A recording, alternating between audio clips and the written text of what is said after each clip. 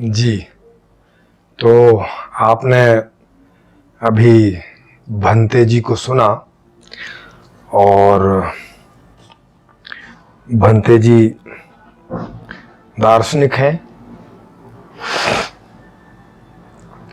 और बौद्ध दर्शन पे मेरे सवालों के जवाब वो दे रहे थे।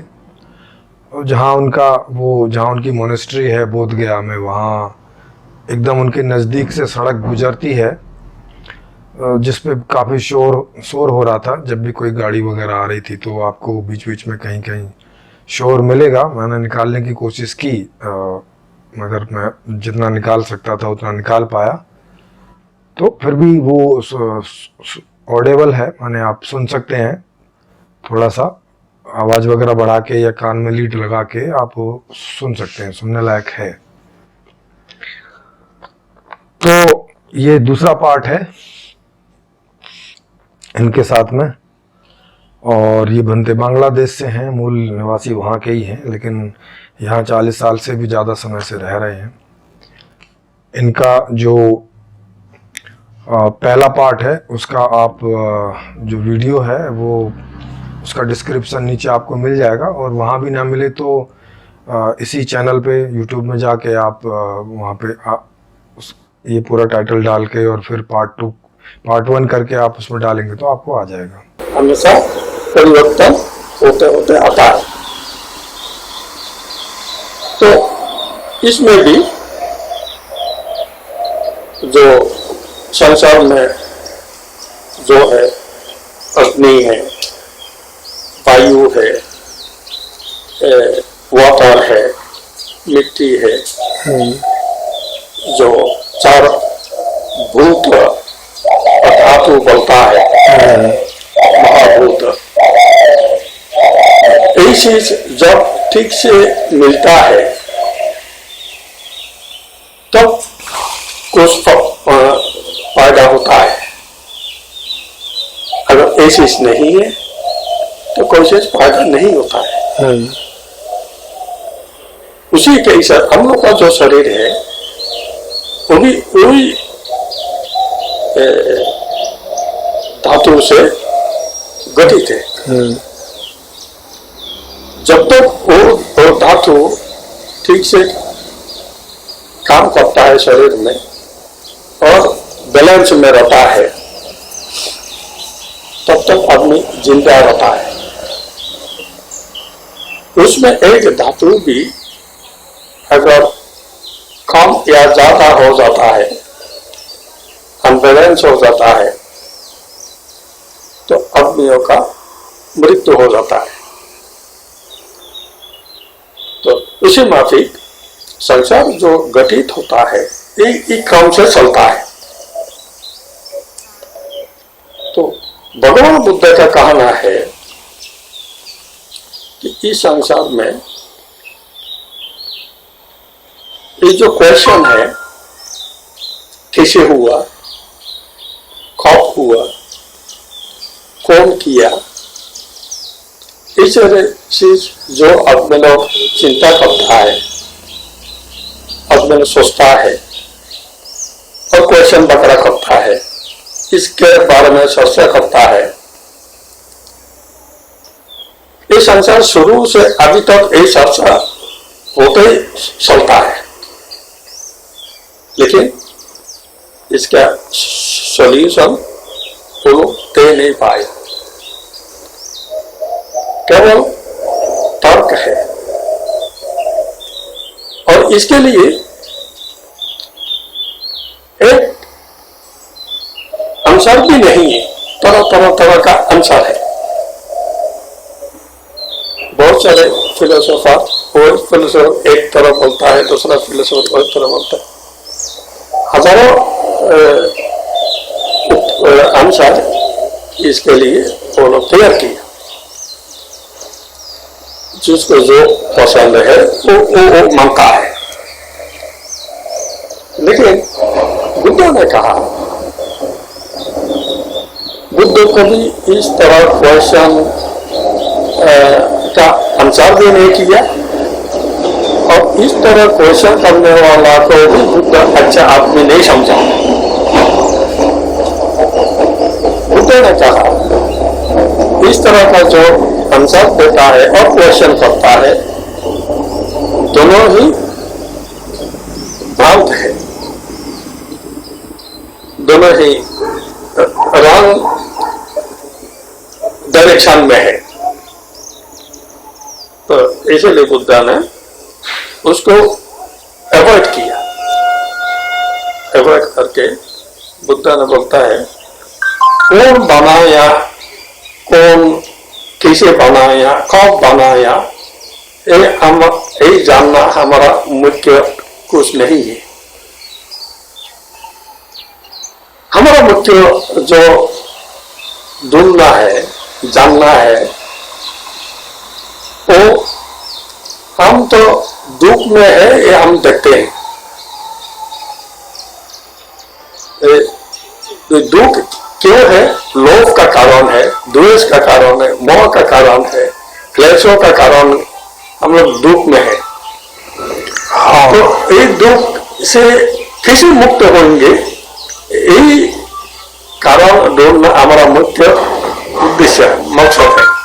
तो जैसे इन क्लेशेस का उन्होंने क्या कारण ढूंढा? तो एक कारण बताया।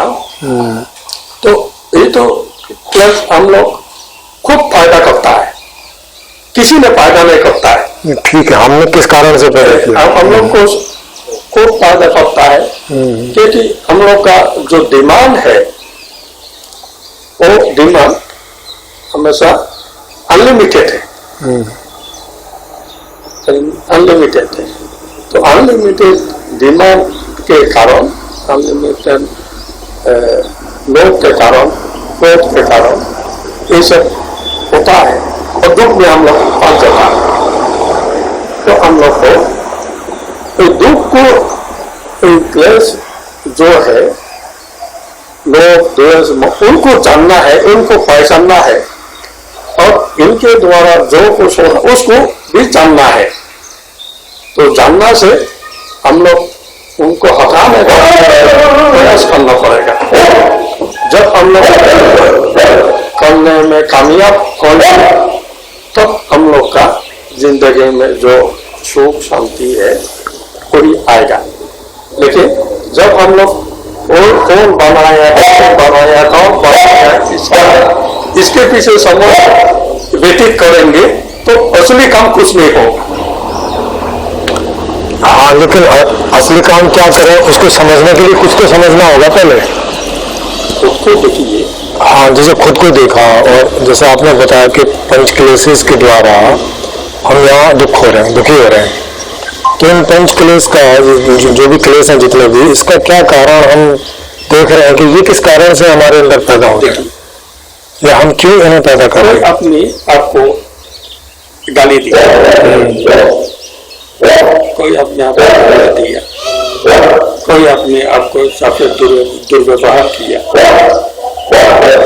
हम जब तक सोचते रहेंगे हमको गाली दिया, फलाना अपने हमसे दुर्व्यवहार किया या फलाना हमको ऐसा नुकसान किया, जब तक आप यही सोचते सोचते रहेंगे आपका खुद रिवेंज लेने का जो इंटेंशन है वो नहीं हटेगा।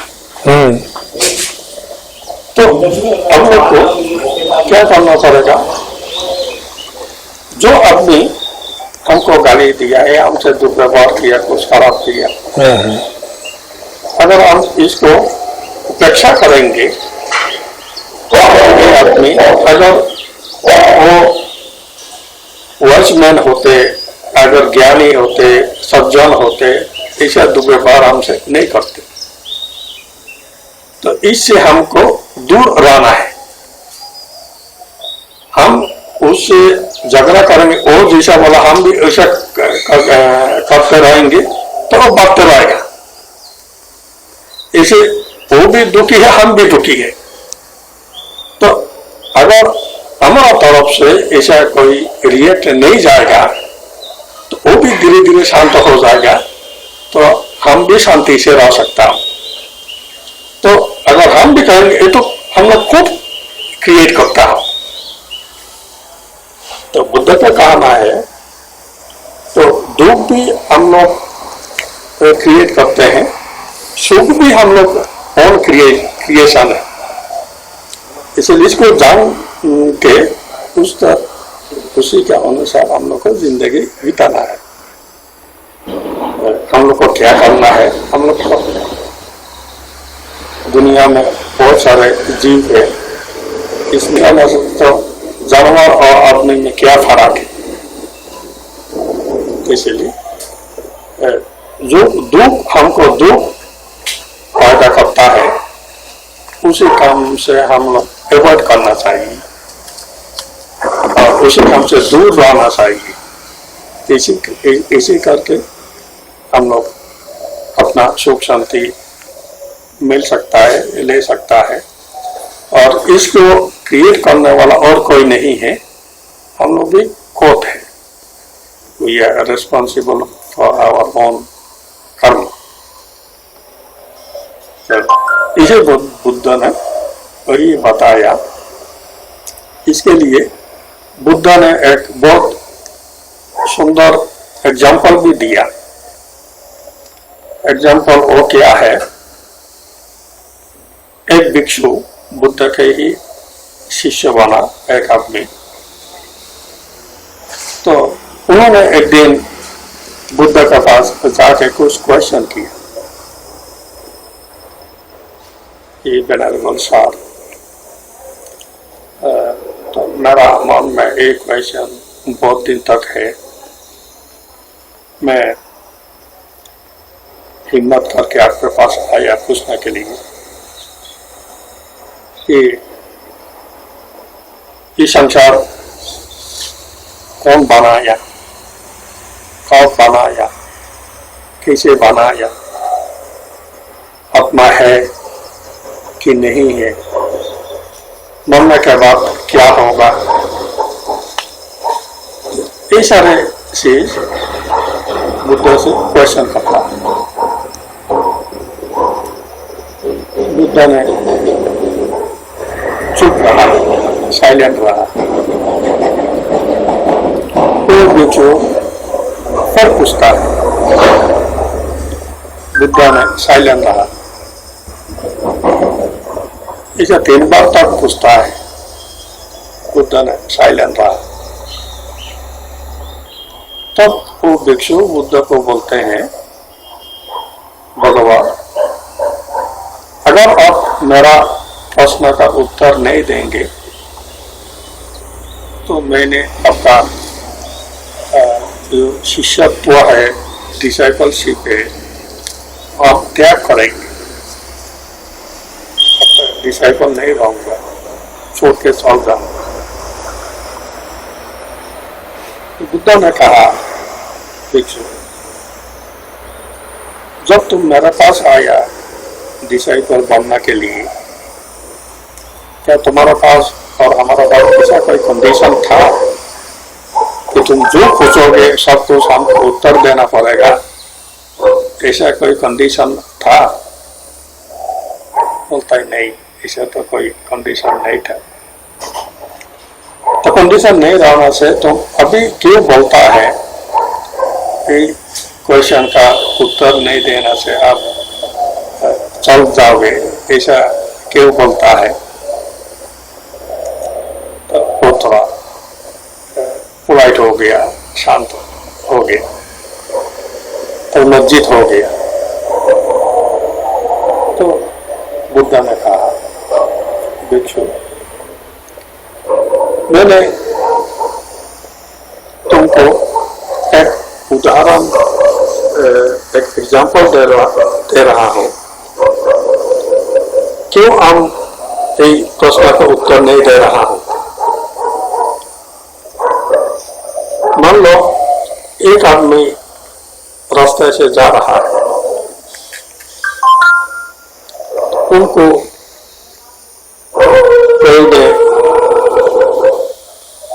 कोई दुश्मन आदमी उनको तीर छोड़ा है, पॉइजनस तीर है।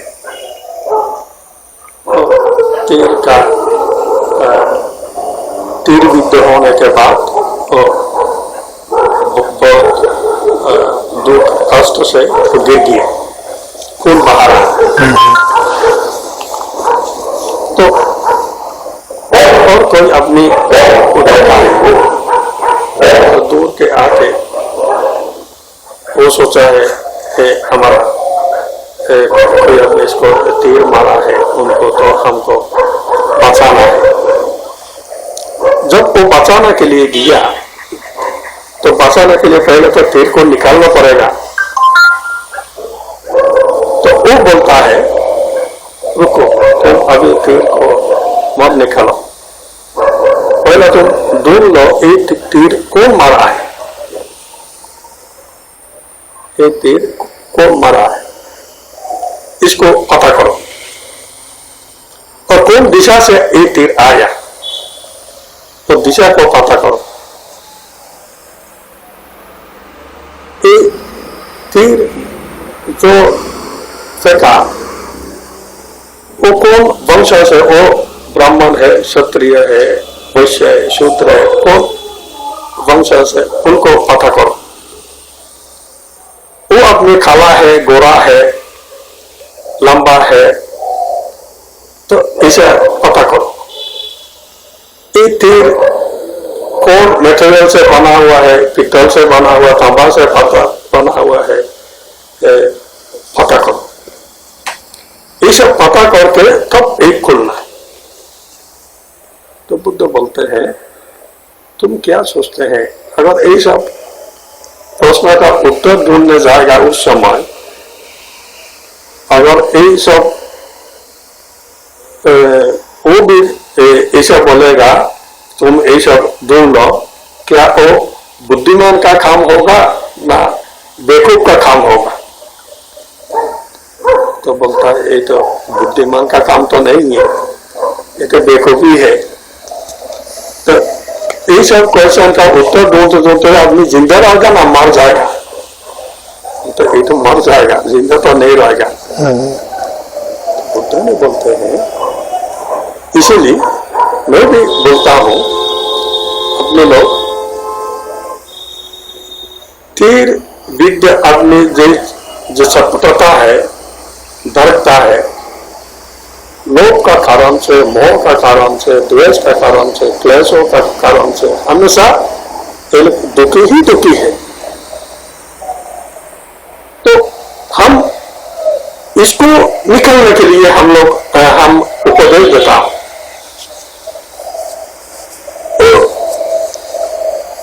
वो तीर कौन मारा है इसके बारे में हमारा कोई संबंध नहीं है। अगर तुम ये निकालने के बाद अगर तुम इसको जरूर सोचोगे या इसमें को ढूंढना, तो उसमें तुम ढूंढ सकता है। पहले तो तुमको बचाना है। तो हम भी वही काम करते हैं। जिस चीज करने से अपने लोग को जिंदगी में सुख आएगा, शांति आएगा, और जो हैप्पी जिंदगी जीत सकता है बिना लोभ से, बिना द्वेष से, बिना मोह से, बिना क्लेशों से शांति का जीवन जी सकते, तो ही हम बताते हैं। तो इसीलिए तुम जो क्वेश्चन कर रहे हो ये बेकार है। ये हमारा बुद्ध का विषय यही नहीं है। तो तुम यही सोच के तुम समय को बर्बाद कर रहा है। हम लोग का जिंदगी जो है वो बहुत ज्यादा लंबा नहीं है। तो एक शॉर्ट जिंदगी में हम लोग का जो ड्यूटी है, लोभ द्वेष मोह से हट के, क्लेशों से हट के, काम क्रोध माया मोह सबसे हट के शांति का जीवन जीना और दूसरों को शांति का मार्ग बताना, यही हमारा मकसद है, हमारा काम है। तो बाद में कभी उन्होंने बताया जब उनको शांति हो गई और उनको भी शांति हो गई? देखेगा वो को देखे, जिसे बुद्ध ने भी बताया मैं भी बहुत जन्म से होते रहा और बना गया, लेकिन मैं तो नहीं देखा। मैं तो देखा है कि हम लोग यही कारण से ही हम लोग संसार में जन्म होता है, लोग के कारण से, देश के कारण से, मोह के कारण से, जो काम क्रोध जो क्लेशों का है, यही को खत्म करो तो सब कुछ इसमें ही आंसर है। नहीं, जैसे मान लिया कि ये खत्म करने के बाद भी फिर भी जन्म हो ही जा रहा है। नहीं, खत्म करने के बाद तो जन्म नहीं है, लेकिन तो हमारा जन्म है और दूसरा कहाँ होगा? नहीं, तो वो तो है, तो तत्व ही है ना, तत्वों का जन्म हो रहा है। तत्वों का जन्म होगा। हाँ। जब तक यही चीज रहेगा, लोग देश मोह का कारण से अपने लोग ये जो किया है, जो पुनर्जन्म बोलता है, तो पुनर्जन्म कैसे होता है? अपने लोग जब दूसरा उन्हें बोलते हैं आत्मा का पुनर्जन्म होता है, शरीर का मृत्यु होता है, आत्मा का मृत्यु नहीं होता है। आत्मा को ये लोग शास्त्र बताता है। हाँ, वो तो ये दूसरे वाले धर्म है, इसमें तो आत्मा को मानते नहीं है ना। यही बात बोलते हैं ना। जी जी, आत्मा का पुनर्जन्म होता है, ये लोग बोलता है। तो बुद्ध तो आत्मा भी स्वीकार नहीं किया, आत्मा भी नहीं है,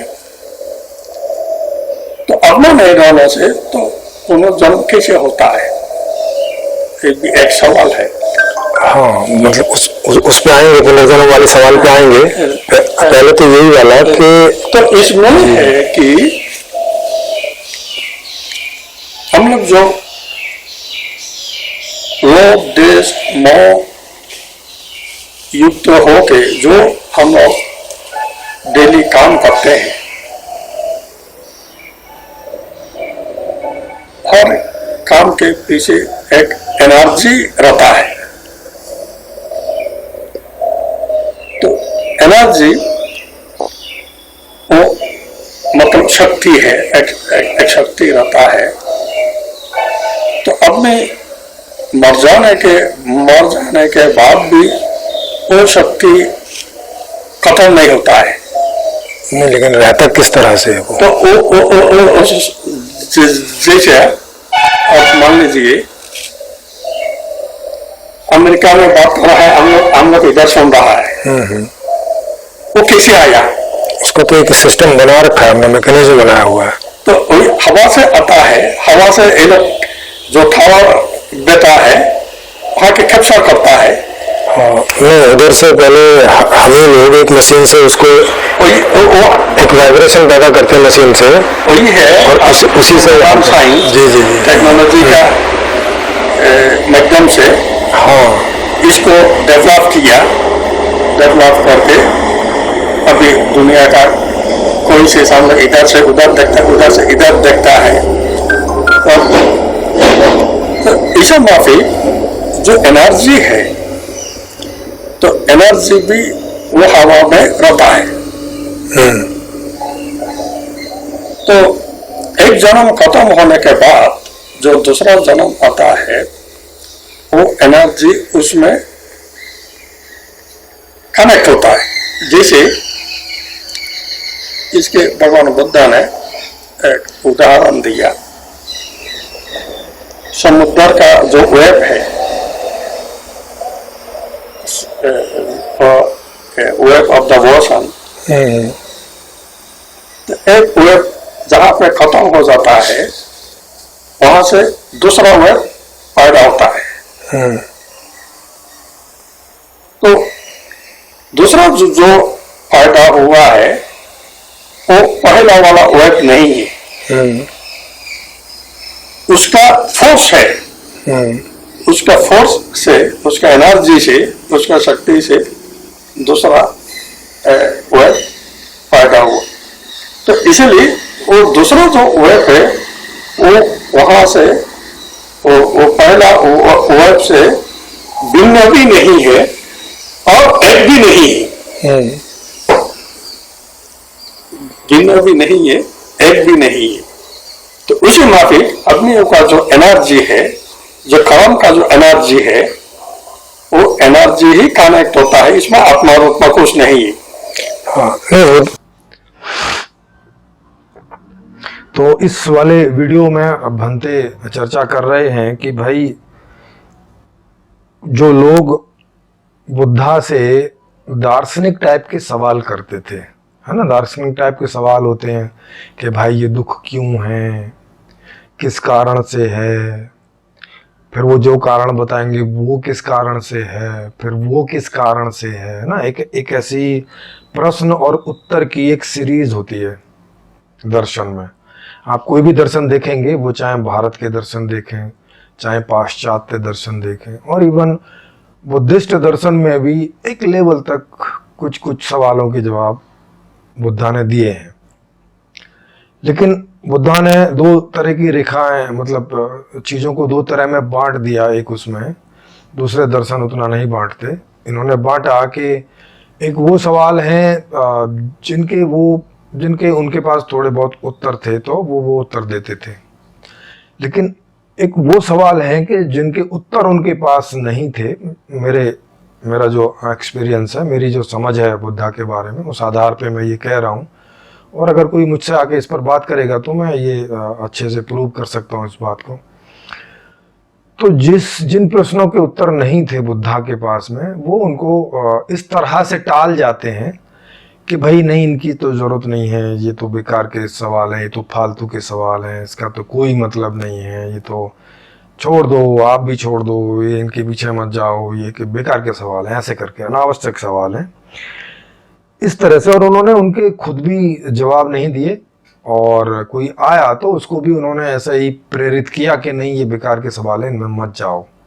कि जिनको उठ रहे थे उनको भी उन्होंने यही सलाह दी। और भंते बता रहे हैं कि जो कोई इस तरह के सवाल ज़्यादा पूछते थे तो उन्हें भंते अच्छा आदमी नहीं समझते थे। अच्छा आदमी मेरे ख्याल है, क्योंकि बांग्लादेशी तो शायद हिंदी उतनी नहीं अच्छे से बोल पाते होंगे, तो अच्छे से इनका मतलब होगा कि उन्हें वो साधक वगैरह या आध्यात्मिक या स्पिरिचुअल आदमी नहीं समझते होंगे।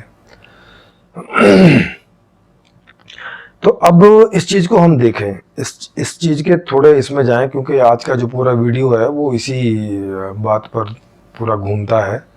जो आप 20-22 मिनट का आपने वीडियो सुना होगा, तो वो इसी के इर्द गिर्द ज़्यादा घूमता है। अब देखें कि कोई व्यक्ति आपके पास आ रहा है और उसे जीवन में जो उसके दुख हैं, क्योंकि बुद्धा का कॉन्सेप्ट दुख का ही था, वहाँ सुख का तो कोई कॉन्सेप्ट था नहीं, वहाँ तो दुख का था। बुद्ध ने आर्य सत्य में बोला ही हुआ, पहले आर्य सत्य में, कि जो भी है सब दुख ही है। तो वहाँ तो ये क्वेश्चन ही नहीं था कि भाई सुख है कि दुख है कि क्या है, इस पर वहाँ उनका कोई डिस्कशन ऐसा था नहीं। और बुद्धा ने कभी कोई ऐसा ओपन मंच जैसा भी नहीं बनाया, ऐसा कहीं कुछ दिखाई नहीं पड़ता है। साधक टाइप के लोग ही जाते थे, थोड़े बहुत सवाल पूछते थे, उसमें से कुछ के वो उत्तर देते थे और ज़्यादातर के उत्तर नहीं देते थे, उन्हें अनावश्यक बोल के साइड कर देते थे। तो हम देखें कि कोई आदमी आ रहा है तो वो पहले बौद्धिक आधार पर तो पूरा जानना चाहेगा ना, कोई भी किसी भी फिलॉसफी को, किसी भी दर्शन को, कोई भी चीज़ को, कि कोई व्यक्ति किसी दर्शन को दे रहा है समाज में, तो उसकी पूरी इंक्वायरी तो होगी ना भाई। उससे इतना तक तो पूछा जाएगा ना कि जो वो बोल रहा है उसमें कितना वजन है, उसकी सच्चाई कितनी गहराई तक है, जिस बात का वो दावा कर रहा है वैसा होना पॉसिबल भी है क्या, संभव भी है क्या, इस तरह के सारे क्वेश्चंस होंगे। तो अगर इस तरह के क्वेश्चंस को आप जो है इधर उधर साइड करेंगे तो जाहिर है कि बहुत सारे लोग इससे नहीं जुड़ पाएंगे। और जैसे हम इतिहास में देखते हैं, बहुत सारे लोग नहीं जुड़े, उनके 400 साल के बाद में तो उनकी किताबों को लिखा ही गया, उनकी जो वाणी थी उसको लिखा गया। मतलब इतने भी लोग नहीं जुड़े कि उनको जल्दी से लिख लेते, माने 400 साल, उनके जाने के बाद भी 400 साल का समय लगा, जिसमें ये जो त्रिपिटक आप पढ़ते हैं आज या हम लोग पढ़ते हैं वो हमें मिले। 400 साल बाद, आप सोचिए। इसका मतलब है कि कुछ खास लोग जुड़े नहीं थे उनके समय पे। ये तो भारत में जो अशोक है उसने इसको यहाँ पे फैलाया, और फिर दूसरे देशों में भी उन्होंने फैलाया। तो ये बहुत ज़्यादा फैला नहीं, क्योंकि कहाँ फैलेगा। लोग जा रहे हैं, सवाल पूछ रहे हैं, आपके पास आधे से ज़्यादा सवालों के जवाब नहीं है, तो कौन संतुष्ट होगा। तो थोड़े बहुत लोग या कम समझदार लोग या वो लोग जिनको सवाल नहीं उठते हैं, वो बेचारे वहाँ गए और साधना वाधना करके जैसे तैसे। आज आप देखते ही हैं, आज भी आप चले जाएं किसी मोनेस्ट्री में या कोई भी मोनेस्ट्री में चले जाएं, चाहे मोहम्मडन्स की मोनेस्ट्री में चले जाएं, चाहे हिंदुओं की मोनेस्ट्री में, आश्रम में चले जाएं, वहाँ आपको दिखेगा कि वहाँ 90 से 95% लोग बेचारे स्थितियों के मारे हुए आते हैं और वहाँ अपना जैसे तैसे वो काम चलाते हैं। ना वो ऐसे कोई सवाल पूछते ना कुछ है, वहाँ उनकी संख्या ज़्यादा होती है। तो यही बात बुद्धा के समय में भी रही होगी कि उनके यहाँ पर भी 90-95% लोग ऐसे ही रहे होंगे कि भाई चलो कम से कम एक टाइम की रोटी तो मिल जाएगी, घर के लफड़े झंझट तो नहीं रहेंगे। वही जो बिना मैनेजमेंट के घर में या दुनिया में जो एक दुख पैदा होते रहते हैं, जैसे आज भी हैं बहुत सारे, कई लोग सुसाइड भी करते हैं इनसे तंग आके। तो इस तरह के लोग वहाँ पे जाते होंगे, जिज्ञासु लोग भी जाते होंगे, उनको वो सवालों के जवाब नहीं देते थे, तो फिर वहाँ वैसे ही लोगों का जमावड़ा होना शुरू हो जाता है। फॉलोवर टाइप के जो लोग होते हैं, जिनके अंदर कोई बहुत गहरी जिज्ञासा नहीं होती है। तो अब जैसे आज अगर कोई आदमी ऐसा करे, जैसे समझो कि आज कोई आदमी बोले कि भाई उसके पास में बहुत सारे दुखों का इलाज है या सारे दुखों का इलाज है या ऐसा कुछ बोले, और लोग उसके पास जाएं पूछने, क्योंकि लोग जिनको जो जो दुख है वो तो जाएंगे ना वहाँ, ट्राई करेंगे, और फिर वो 2-4 सवाल के जवाब दे, फिर बाद में बोल दे नहीं इनकी तो ज़रूरत नहीं है, तुम तो आओ इलाज करा लो, यहाँ ये करा लो वो करा लो वगैरह वगैरह। तो अब इसमें ये तो कोई तरीका ठीक नहीं है ना, मतलब ये तो पढ़े लिखे आदमी का तरीका नहीं है, ये तो कोई समझदार आदमी का तरीका नहीं। इट्स नॉट ए एजुकेशन वे, है ना।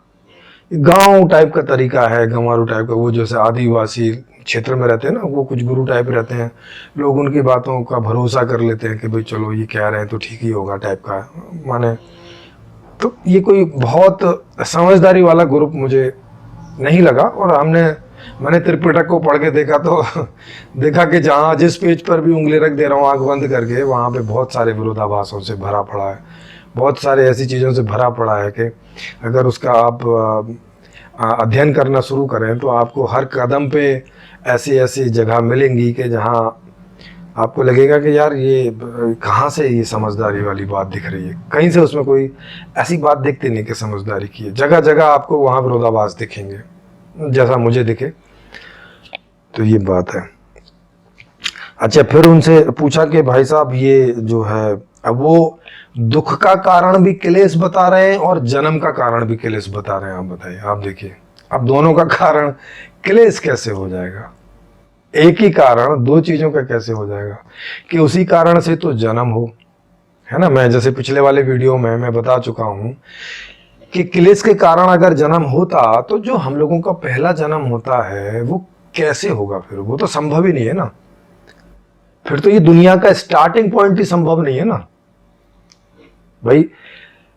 जीवों का पहला जन्म ही संभव नहीं है, क्योंकि उसके पहले क्लेश कहां से आएंगे? उसके पहले तो कोई क्लेश हो नहीं सकते। तो जो जन्म लेने का कारण होगा वो तो कोई प्राकृतिक होगा ना, वो तो कोई नेचुरल होगा, वो तो मूल तत्व में होगा ना। और क्लेश तो हम जब जन्म ले लेते हैं उसके बाद पैदा होने की संभावना, पहले तो पैदा हो नहीं सकते, क्योंकि जब जीवन ही नहीं जिया तो पहले कैसे पैदा होंगे? तो एक तो वो कह रहे हैं कि भाई क्लेश की वजह से हमारे पुनर्जन्म होते हैं। अरे पुनर्जन्म क्लेश के कारण क्यों होंगे? जब जिस कारण से पहला जन्म होता है, प्राकृतिक जन्म होता है, प्राकृतिक प्रारंभ होता है, उसी कारण तो दूसरे तीसरे चौथे 10वें 1000वें होंगे ना, नहीं? तो ये एक कॉमन सी बात है, ये नहीं दिखी बुद्धा को, और या इस पर उन्होंने कोई जोर नहीं लगाया, दिमाग नहीं डाला कि कौन इतना दिमाग डाले, खुद भी नहीं उस पर अध्ययन किया, खुद भी नहीं उसको जांचा परखा समझा, और दूसरों को भी इस तरह के सवालों के जवाबों से मना कर दिया कि भाई वो मुझसे मत पूछो, मेरे बस के नहीं है या अनावश्यक है।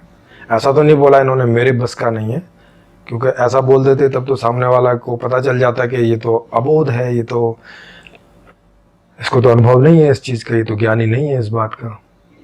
तो बोला कि ये अनावश्यक करके साइड में कर दिया, बोले अनावश्यक है। और फिर कह रहे हैं कि क्लेश ही जो है वो दुख का कारण है। क्लेश का मतलब उनके 5 हो गए, है ना, लोभ मोह इत्यादि, जो कल मैंने पिछले वाले वीडियो में बताया आपको। तो भाई ये लोभ होना, ये सब होना, ये तो जन्म के बाद पॉसिबल है, जन्म के पहले तो पॉसिबल ही नहीं है। तो इस आधार पर तो जन्म होगा नहीं। तो वो उनकी बात वहां कट जाती है, गलत हो जाती है। दूसरा वे कह रहे हैं कि दुख का कारण तो क्लेश है, लेकिन भाई पहले तो हम दुखी हो रहे हैं ना जीवन में, तब हम ये लोभ मोह अहंकार ये इत्यादि इन चीजों को तो तब लेके आ रहे हैं ना भाई। क्रोध है, लोभ है, मोह है, ये तो तब पैदा हो रहे हैं ना कि जब हम जी रहे हैं और हम सुखी नहीं हैं। जैसे कि मैं कोई किसी मामले में सुखी हूं, तो जिस मामले में मैं सुखी हूं, क्या उस मामले में मैं लोभ करूंगा? क्या उस मामले में मैं क्रोध करूंगा? क्या मुझे किसी पर क्रोध आएगा? क्या भाई जिस मामले में मैं सुखी हूं, इसका मतलब है कि वो मेरी मांग तो पूरी हो रही है ना लगातार। तो उस मामले में मैं क्रोध करूंगा क्या? नहीं, ना मैं उस मामले में क्रोध करूंगा, ना उस मामले में मैं लोभ करूंगा, ना उस मामले में मुझे कोई भय होगा, है ना। क्लेश का कुछ भी तो उससे मुझे नहीं मिलेगा, मेरे अंदर पैदा नहीं होगा। तो पहले दुख होगा, और दुख का मतलब है कि मेरे अंदर जो इच्छा हुई है वो पूरी ना हो रही हो, तो इससे मुझे दुख भी होगा कि यार इच्छा करी और पूरी नहीं हुई, इस बात का दुख हुआ। फिर अब ये भविष्य में भी पूरी नहीं होगी, इस प्रकार के मौके आएंगे, तो इस प्रकार का भय भी होगा कि अगर भविष्य में भी ऐसी इच्छा उठी, और उठेगी ही, क्योंकि पता है कि भाई इच्छाएं लगातार उठ रही हैं, तो उठेगी तो, और पूरी नहीं होगी तो इस बात का भय, मेरी इच्छा पूरी नहीं होगी, मेरे अपनों की इच्छा पूरी नहीं होगी, है ना। तो इससे भय पैदा होता है, जिसकी वजह से मेरी इच्छा पूरी नहीं हो रही, उसके ऊपर क्रोध आता है कि यही है दुष्ट जिसके कारण मेरी इच्छा पूरी नहीं हो रही, तो उस पर क्रोध आता है, उसके प्रति वैमनस्य का, शत्रुता का भाव पैदा होता है ना। ये सारी नेगेटिव जितने भाव हैं, ये दुखी होते हैं तब पैदा होते हैं, और दुखी होते हैं माने इच्छा की पूर्ति नहीं होना। तो दुखी होने का कारण क्लेश तो नहीं हुए, बल्कि दुखी होने के कारण क्लेश पैदा हो रहे हैं। माने क्लेश पैदा होने का कारण दुख है, ना कि दुखों का कारण क्लेश है। ये भी यहाँ पे उल्टा हो जा रहा है। आप देख सकते हैं अपने जीवन में, इसको अनुभव करके देख सकते हैं। आप अपने जीवन में अनुभव करके देख सकते हैं कि आपको क्रोध कब आता है। आपको क्रोध तभी आता है जब आपको लगता है कि आपकी इस इच्छा की पूर्ति में कोई अवरोध बना हुआ है, कोई आदमी, कोई इंसान अवरोध बना हुआ है, तो उस पर गुस्सा आता है कि यार ये अगर अवरोध ना होता तो मेरी इच्छा पूरी हो गई होती। या आपकी इच्छा की पूर्ति में जो कोई आदमी सहयोगी हो जाता है, वो मित्र लगने लगता है, वो अच्छा लगने लगता है ना, उस पर प्रेम आता है, उस पर क्रोध नहीं आता, उस पर प्रेम आता है, वो अच्छा लगता है। ऐसे आदमी को हम अपने आसपास अपने जीवन में बना के रखना चाहते हैं, इसलिए ऐसे आदमी के साथ मित्रता का संबंध हम बना लेते हैं। और जो बाधक होता है, जो रुकावट होता है हमारी इच्छा की पूर्ति में, ऐसे आदमी को दूर रखना चाहते हैं, और ऐसे आदमी को शत्रुता की लिस्ट में रखते हैं कि ये तो शत्रु है हमारा, ये तो दुश्मन है हमारा। उसके प्रति द्वेष पैदा होता है, वहाँ प्रेम नहीं पैदा होता, वहाँ चाहत नहीं पैदा होती, उससे संबंध बनाने की इच्छा नहीं पैदा होती, है ना। ये बात स्पष्ट समझ में आ रही है कि नहीं आ रही है? ये तो मोटी सी बात है ना। हम अपने जीवन में सभी लोग ऐसा अनुभव करते हैं, ये अनुभव आप करके देख सकते हैं। इस बात को कोई इसलिए मानने की जरूरत नहीं है कि भाई साहब मैं कह रहा हूँ, नहीं, आप खुद ही ना अपने देख लीजिए उदाहरणों से। अपने जीवन में एक एक उदाहरण को लेके आप देख लीजिए, जैसा मैं कह रहा हूँ, अगर ऐसा एक में भी ना निकले तो आप मुझे यहाँ आके आप मेरे साथ चर्चा कर सकते हैं, क्योंकि हम लोगों के पास ओपन मंच है ऑनलाइन। आप अपने घर पर से ही बस हमें बता दें कि आपको इस मामले में मुझसे कोई प्रश्न करना है या मुझसे बैठ के चर्चा करनी है, जो कुछ करना है, तो आप घर ही बैठे ऑनलाइन इसमें भाग ले लेंगे। हम लोग ऐसा इंतज़ाम कर देंगे। इसके लिए कोई एक पैसा खर्च करने की ज़रूरत नहीं है। बस आपके पास मोबाइल, स्मार्टफोन और इंटरनेट जो आजकल होता है ये सबके पास, और एक कान की लीड, बस सबके पास होता ही है। ये नहीं भी आपके पास तो अड़ोसी पड़ोसी का किसी का 1-2 घंटे के लिए ले सकते हैं, जब तक चर्चा बने तो कोई भी दे देगा। अच्छा, फिर वो कह रहे हैं कि भाई मांग जो है अनलिमिटेड है। भाई अनलिमिटेड कहाँ है मांग, आप बताइए सर, अनलिमिटेड कहाँ है? जब से पैदा हुए हैं और जब तक जिंदा हैं तभी तक तो मांग होगी ना, उसके बाद मांग नहीं है, उसके पहले भी मांग नहीं थी। भाई जन्म के पहले हम कोई मांग नहीं कर रहे थे और मरने के बाद कोई मांग नहीं करने वाले हैं। तो जब तक जीवन है तभी मांग है, और जीवन में अगर मांग ना हो तो जीवन किस बात का है? मान लिया मैं ऐसे पत्थर की तरह बैठा रहूं यूं आंख बंद करके, ऐसे कोई मांग नहीं। जब अगर कोई मांग नहीं अंदर से तो कोई क्रिया भी नहीं। भाई यहाँ पर भी मैं आपको बोल रहा हूँ क्योंकि मुझे बोलने की मांग हो रही है और मुझे इच्छा हो रही है कि मैं आपसे जिस विषय में मैंने खोज वगैरह की है इसको मैं आपके सामने रखूं। जब मुझे ये इच्छा पैदा हो रही है, जब मेरे अंदर ये मांग पैदा हो रही है, तब ना मैं इसके लिए ये सारे प्रयास कर रहा हूँ कि ये पूरा सेटअप लगाया, बनाया, रखा, इसको सीखा, समझा, यहाँ पे क्या बना रहा हूँ, आप तक पहुँचा रहा हूँ। तो ये कब? जब मांग हो रही है। अगर मांग ही ना होती तो ये सब मैं ना करता। आप भी जो भी कुछ कर रहे हैं वो मांग हो रही है तभी कर रहे हैं ना। तो अगर मांग बंद हो जाएंगी तो आप में और एक पत्थर में कोई अंतर नहीं बचेगा। माने फिर जीवन जैसा जीवन कुछ होगा नहीं, फिर सब जड़ जैसा होगा। तो जीवन बोलो या मांग बोलो, इच्छा बोलो, ये एक ही बात है। भाई जीवित आदमी है तो वो कुछ अनुभव करता है ना, अनुभव करता है तो उस आधार से उसकी मांग होती है। जब तक जीवित रहेगा जब तक मांग करेगा। तो एक तो ये अनलिमिटेड नहीं है। हम कोई जीवन में ऐसी चीज की मांग नहीं करते कि जो पॉसिबल नहीं है या जो उपलब्ध नहीं है। भाई उन्हीं चीजों की मांग करते हैं ना कि एक अच्छा सा घर हो, अच्छे अच्छे संबंध हों, अच्छे प्रोडक्ट एंड सर्विसेज जो भी हैं दुनिया में उपलब्ध, उसमें से जब भी हम जो मांग करें मिल जाएं। यही सब तो कुल मिला के मांग करते हैं। एक आदमी की मांग 50-100 से ज्यादा थोड़ी होती है, उतने में ही उसका जीवन घूमता रहता है, वही रिपीट होती रहती है। आप देख लें अपने जीवन में। तो ये अनलिमिटेड बोल के और उसको साइड कर दे, अनलिमिटेड है, ओहो अच्छा यही दुखों का कारण है। भाई अगर अनलिमिटेड मांग दुखों का कारण होती तो एक तो बुद्धा को फिर ये बोलना चाहिए था कि भाई साहब मांग कम कर लो। फिर बताना चाहिए था कि एक दिन में इतनी मांग करेंगे तो कोई दुख नहीं होगा और इससे ज्यादा करेंगे तो दुख होगा। तो फिर अनलिमिटेड मांग बंद हो इसका प्रयास करना चाहिए था। लेकिन बुद्ध ने तो प्रयास किया कि मांग ही ना हो, माने आप जड़ ही हो जाओ या जानवरों की तरह जियो कि बस खाने पीने की इच्छा जो उठ रही है बस उसे पूरी करो, बाकी खत्म।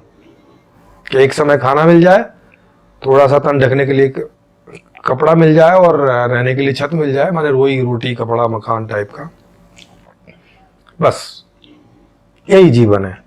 भाई वही गरीबी वाला, वही ऐसा है ना, रहता ना गरीबी जैसा।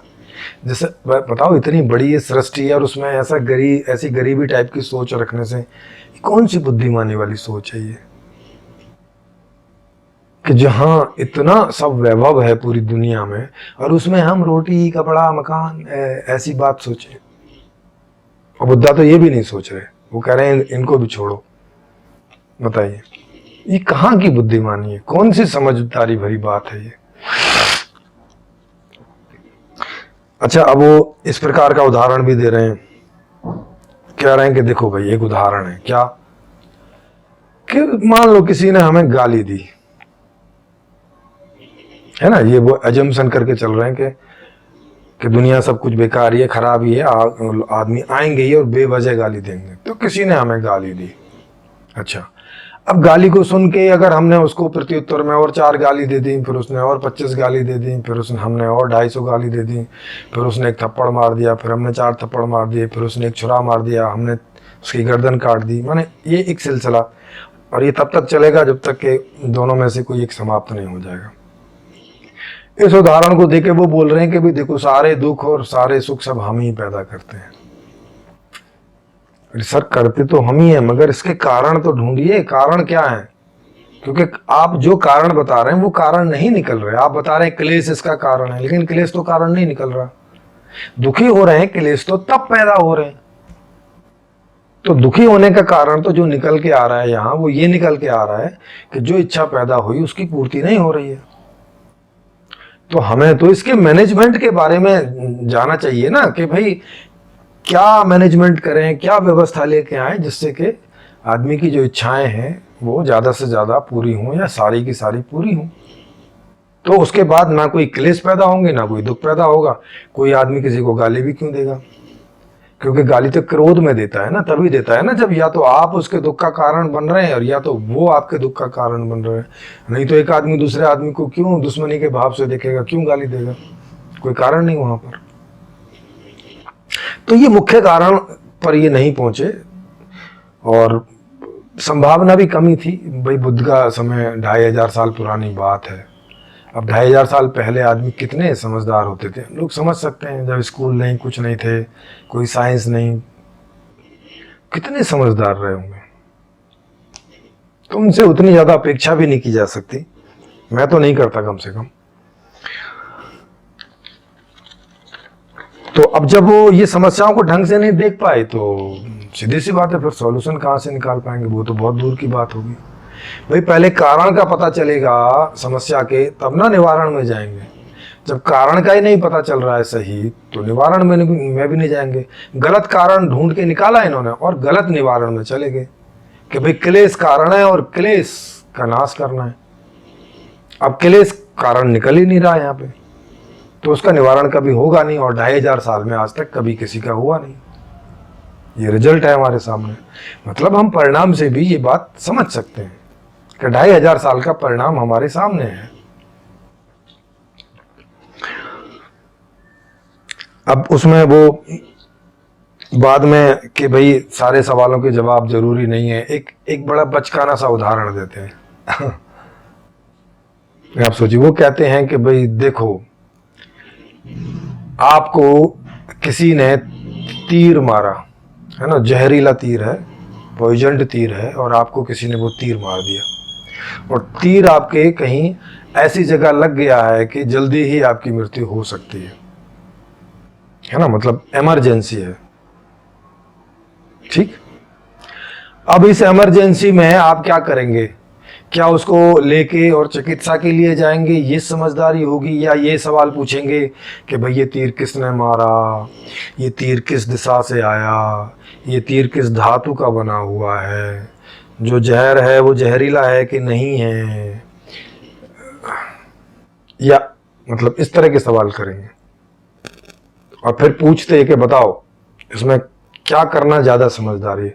अब आदमी यही बोलेगा कि सीधी सी बात है भाई साहब, पहले तो चिकित्सा दो उसको ताकि वो जीवित बचे, बाकी बातें उसके बाद में है। लेकिन ये उस बात को काट जाते हैं, है ना। एक तो ये है कि वहां कोई इमरजेंसी वाली सिचुएशन नहीं है। जो आदमी आ रहा है, ठीक है वो दुखी है, लेकिन इतना तो दुखी नहीं अपने आप को समझ रहा ना कि उसमें आके सवाल न पूछ ले और अंधा होके चिकित्सा में लग जाए। ऐसी तो कोई इमरजेंसी है नहीं ना वहां पर। जो आदमी आ रहा है और खुद ही सवाल पूछ रहा है, तो उसके पास कोई ऐसी इमरजेंसी तो है नहीं है। और आपके पास भी इमरजेंसी नहीं है, माने आप डॉक्टर अपने आप को समझें, चिकित्सक समझें, तो आप भी उसके लिए तभी वहां पे उपलब्ध है ना कि आपके पास कोई ऐसा इमरजेंसी वाला केस नहीं आ गया कि भाई साहब बुद्धा तो वहां बिजी हैं, अब वो कैसे इस प्रकार के सवालों के जवाब देंगे। बुद्धा भी आराम से बैठे हैं, प्रश्न पूछने वाला भी पूछ रहा है, मतलब उसको भी कोई ऐसी इमरजेंसी नहीं है कि अगर साधना और वो सब नहीं की तो अभी 4 घंटे में 2-4 घंटे में मर जाएगा। ऐसी तो कोई स्थिति है नहीं वहां पर, और बुद्धा भी बिजी है नहीं। तो इस तरह की जो कहानियां सुना के सामने वाले को चुप करने वाली बात होती थी, ये बड़ी इलॉजिकल टाइप की। मतलब इससे तो बिल्कुल श्योर हो जाता है कि बुद्धा अपनी कमजोरी को छिपाने के लिए इतना तक जा सकते थे कि मतलब कि जो बात है नहीं उस बात को वहां पे रख देना, माने वहां कोई इमरजेंसी नहीं है किसी तरह की, और इमरजेंसी का उदाहरण देके सामने वाले का ऐसे मुंह बंद करना, या उसको इस बात के लिए प्रेरित करना, या उसको साइकोलॉजिकली मानसिक रूप से इस बात के लिए मजबूर करना कि तुम ये ना पूछो, और या इस तरह से बोलना कि जो इस तरह के सवाल पूछते हैं वो समझदार नहीं होते, वो मूर्ख होते हैं, वो नासमझ होते हैं। इस प्रकार का एक वहाँ सामाजिक टाइप का एक प्रेशर डालना, ये तो सही बात नहीं है ना। ये तो बुद्धा का खुद का व्यवहार जो है वो मानसिक रूप से लगता है कि वो उनके पास नहीं थे इन सब चीज़ों के जवाब, तो इसलिए वो इस तरह की तरीके, इस तरह की ट्रिक्स अपनाते थे।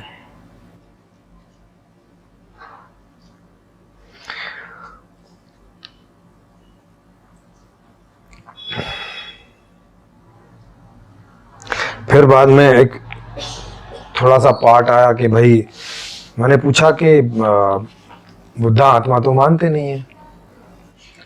जब बुद्धा आत्मा नहीं मानते तो भाई पुनर्जन्म किसका है? बोले नहीं, पुनर्जन्म तो होता है। तो मैं कहा जब आत्मा तो है नहीं है तो पुनर्जन्म किसका हो रहा है? तो उन्होंने एक समझाया कि भाई एनर्जी होती है, ऊर्जा होती है, वो एक फॉर्म से दूसरी फॉर्म में बदलती रहती है, वो कभी डिस्ट्रॉय नहीं होती। और इनको ऐसा लगता है कि ये जो व्यक्तित्व का यहाँ पे निर्माण होता है इस जीवन में, तो ये कोई हवा में, ये शरीर का नाश होने पर भी हवा में कहीं बना रहता है, एनर्जी जैसा कुछ, ऐसा वो कहने का प्रयास कर रहे थे।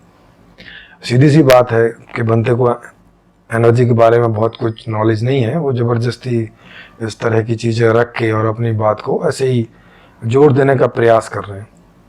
एनर्जी ऐसी करके कोई एनर्जी दुनिया में नहीं होती कि वो जिस फॉर्म में है वो किसी और फॉर्म के लक्षण रखे, ऐसा कुछ नहीं होता।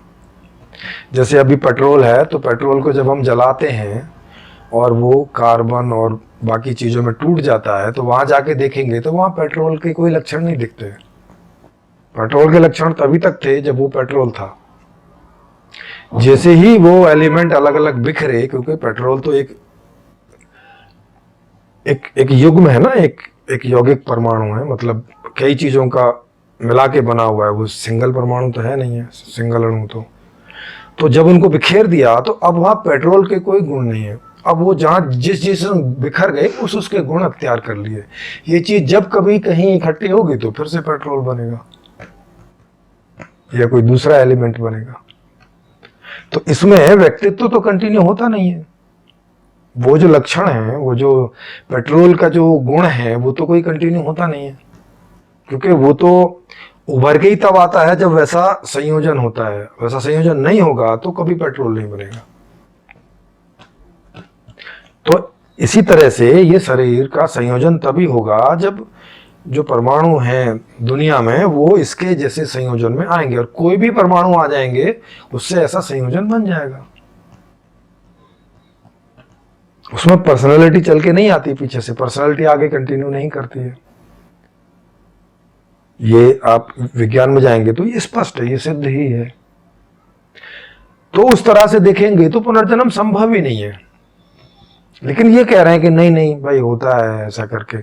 तो भाई फिर आत्मा में और इसमें केवल इतना सा ही तो अंतर बचा कि हिंदू बोलते हैं कि आत्मा जो है वो कभी नहीं मरती है, मतलब उसका वो अलग से ही अस्तित्व मानते हैं, इस शरीर के अलावा अलग से ही मानते हैं कि उसका कभी नाश नहीं हो सकता।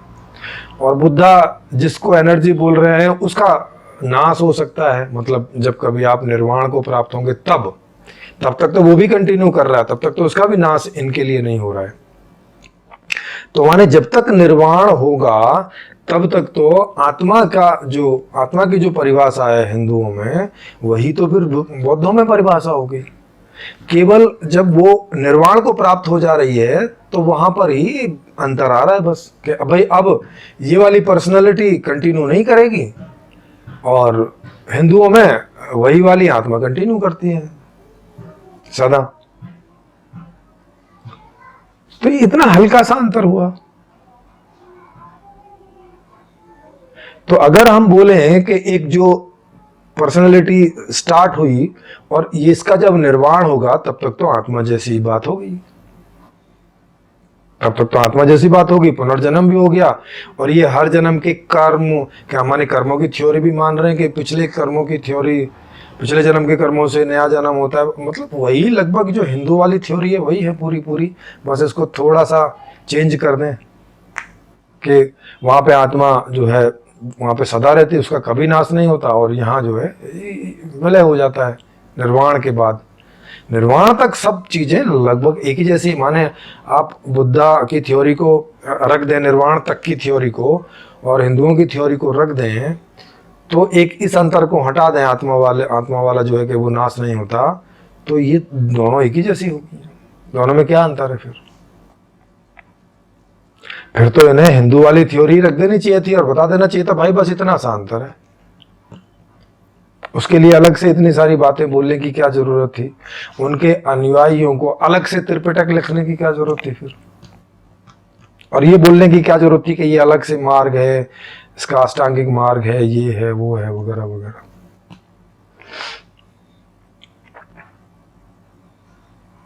तो जब हम किसी आइडियोलॉजी का या किसी दर्शन का या इन सब की गहराई में जाते हैं तब हमें पता चलता है कि जो दर्शन हमारे सामने हमें रखा जा रहा है उसमें कितने विरोधाभास हैं। अगर विरोधाभासों से वो भरा हुआ है इसका मतलब है कि उसमें बहुत सारी गलतियां हैं, क्योंकि विरोधाभास तभी आ सकते हैं, नहीं तो विरोधाभास संभव नहीं है। तो फिलॉसफी वही सही होगी जिसमें कोई विरोधाभास ना निकले।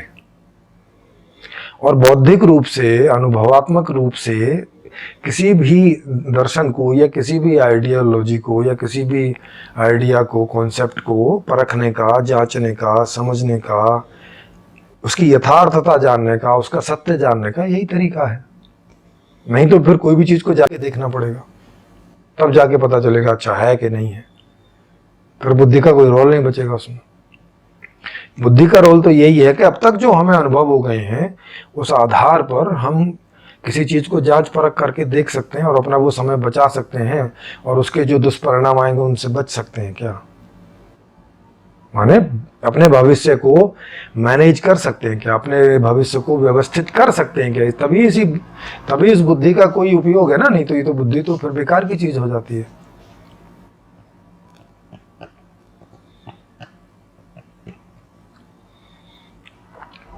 तो आज का जो वीडियो था उस पर मेरी ये समझ है जो आपके सामने है।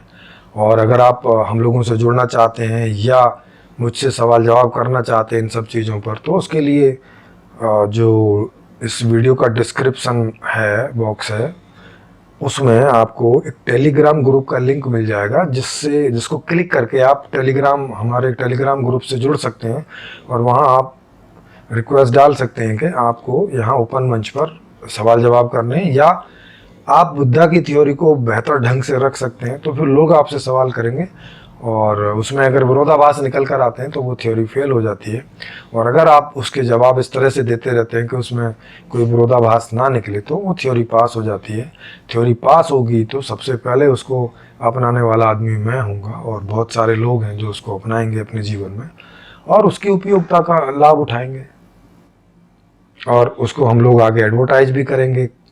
और आपको भी सदा अनुमति रहेगी कि आप जब भी आके उसको यहाँ एक्सप्लेन करें, सब कुछ करें। तो ये चीज़ है। और मैंने दर्शन की एक किताब भी लिखी है जिसका नाम है संपूर्ण जीवन दर्शन, हिंदी में। तो उसका लिंक भी नीचे डिस्क्रिप्शन बॉक्स में है। और एक व्यवस्था पर बुक लिखी है जिसका नाम है संपूर्ण समाधान, उसका लिंक भी नीचे है। फ्री में आप उनका PDF डाउनलोड कर सकते हैं। ऑडियो बुक इसी यूट्यूब चैनल पर पड़ी हुई हैं दोनों की, वो आप सुन सकते हैं फ्री में। तो मैंने जीवन दर्शन भी पूरा दिया है, ऐसा जीवन दर्शन दिया है जिसमें कोई विरोधाभास नहीं है। आप उसे जांचने के लिए यहाँ पे ऑनलाइन आप मुझसे चर्चा कर सकते हैं उस बारे में, उसकी स्टडी करने के बाद। और जो व्यवस्था दी है उसमें भी कोई विरोधाभास नहीं है। व्यवस्था भी ऐसी है कि जीवन को इस तरह से वो व्यवस्थित करेगी कि जहाँ कोई दुख ही नहीं पैदा होगा। मतलब आपकी हर एक इच्छा वहाँ पूरी होगी, इस प्रकार की व्यवस्था है। तो जब इच्छा पूरी होगी, इसका मतलब इसी को सुख बोलते हैं, इसी को सुखी होना बोलते हैं। तो जब हर एक इच्छा पूरी होगी तो आपके जीवन में दुख नहीं होंगे। जब आपके जीवन में दुख नहीं होंगे तो फिर क्लेश पैदा नहीं होगा। ये जो लोभ, मोह, क्रोध इत्यादि ये नहीं पैदा होगा। तो ये नेगेटिव वाली चेन ही नहीं चलेगी। फिर कोई शत्रु नहीं बनेगा आपका, कोई माने नेगेटिव टाइप का जितने संबंध है, जितनी बात है वो आएगी नहीं। नेगेटिव टाइप का कोई भाव ही नहीं आपके अंदर पैदा होगा कभी भी। और पॉजिटिव टाइप की हर चीजें पैदा होंगी जिनसे तो सुख ही मिलेगा। तो ये स्पष्ट समझ आप जो जीवन दर्शन मैंने लिखा है उसको पढ़ के, सुन के आप समझ सकते हैं। और उस व्यवस्था की किताब को पढ़ के सुन के आप आसानी से समझ सकते हैं कि ये एक ऐसी व्यवस्था है कि जिसमें जैसे आप जीना चाहते हैं वैसे आप जी सकेंगे। तो ये रहा आपका दूसरा भाग, और तीसरा भाग इसका आने वाला है, तो उसको देखेंगे कैसा है। सभी का धन्यवाद। इस नई व्यवस्था में नया अर्थशास्त्र, नया राजनीतिक शास्त्र, नया समाज शास्त्र, नया शिक्षा शास्त्र होगा। नया अर्थशास्त्र में नई मांग नीति, नई उत्पादन नीति, नई आपूर्ति नीति होगी। नई न्यायकारी व्यवस्था को विस्तार से समझने के लिए मेरी लिखी पुस्तक संपूर्ण समाधान को फ्री में डाउनलोड करके पढ़ सकते हैं। इसमें सही अर्थशास्त्र सहित सारी व्यवस्था को विस्तार से समझाया गया है। इसका लिंक नीचे डिस्क्रिप्शन में आपको मिल जाएगा। इसे शेयर करें, सब्सक्राइब करें और घंटी को भी क्लिक करें ताकि आने वाले वीडियोज का आपको नोटिफिकेशन मिलता रहे। इस वीडियो को देखने के लिए आपका हार्दिक धन्यवाद।